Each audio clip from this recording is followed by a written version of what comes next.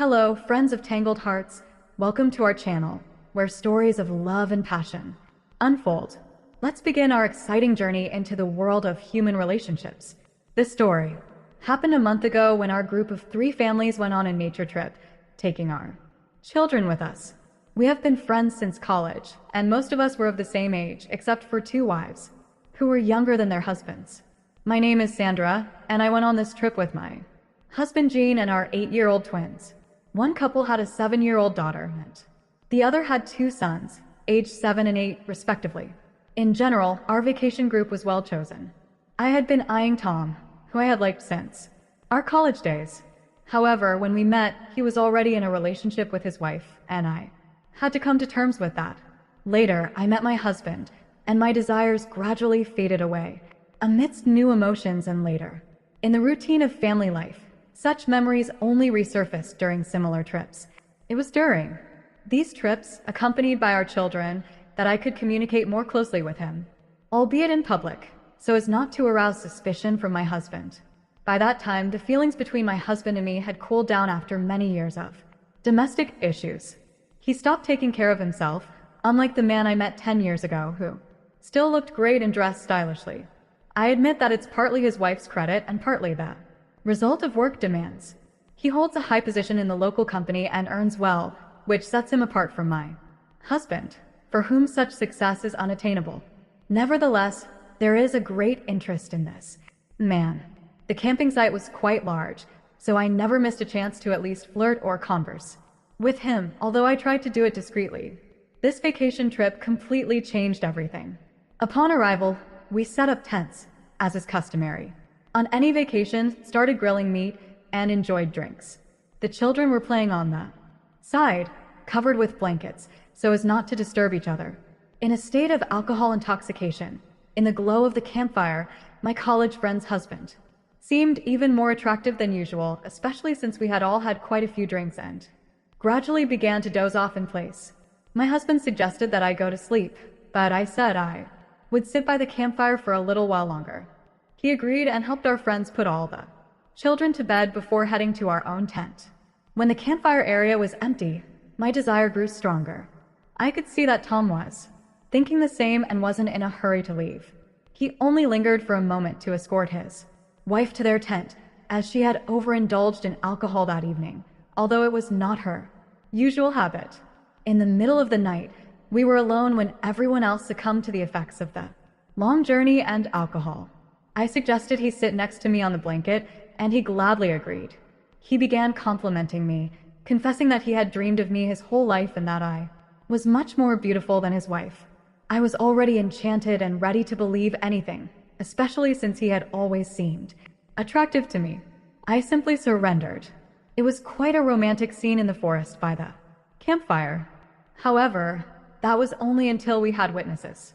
Vincent, who was peacefully sleeping in his tent with his wife, came out to relieve himself. Approaching the campfire, he saw what we were doing, smirked, and went about his business. We didn't even say anything to him. He is a trustworthy person, so we were confident he wouldn't tell anyone. We decided not to waste any time and continued on our way. However, our enjoyment didn't last long because right after husband, Olivia emerged from her tent, whom he likely woke up, and stepped out for some fresh air. Olivia, an impulsive woman, didn't keep quiet.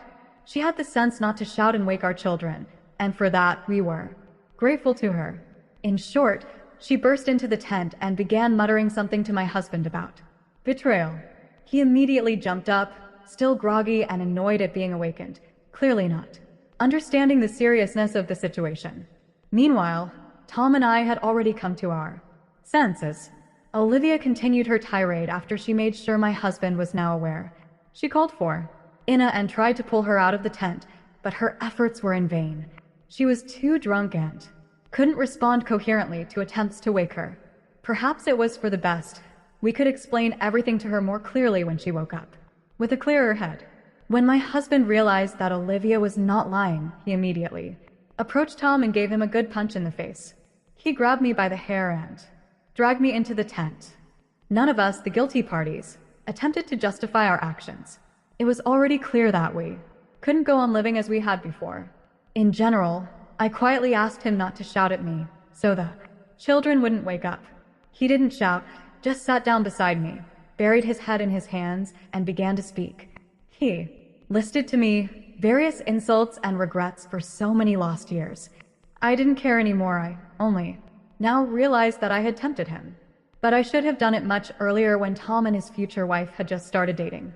It would have been better to lose a friend than my own happiness. Now I've lost not only her, but also my man, who clearly won't be with me after everything that has happened. So many mistakes were made during all this time. The next evening, the four of us decided to have a serious conversation without unnecessary witnesses. Olivia attempted to intervene with her unwanted advice, but we quickly dismissed her so she wouldn't interfere. Tom's wife didn't create a scene and didn't strike me. My friend is a strong woman, and I've always known that.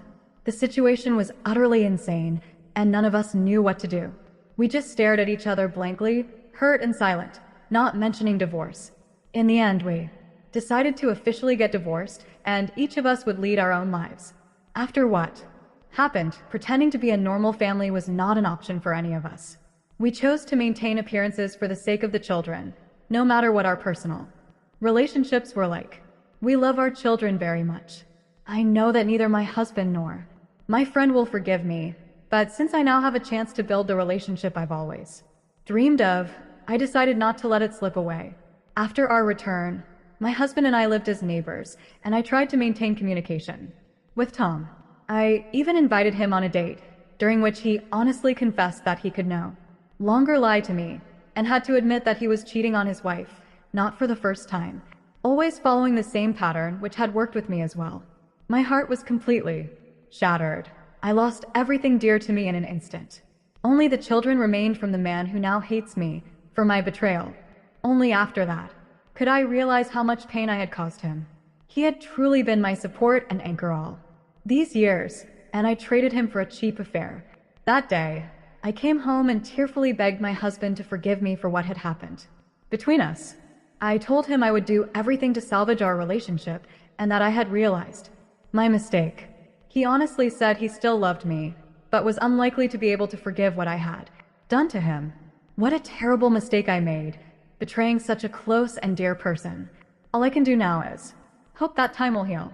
Transcribed by turboceribe.ai.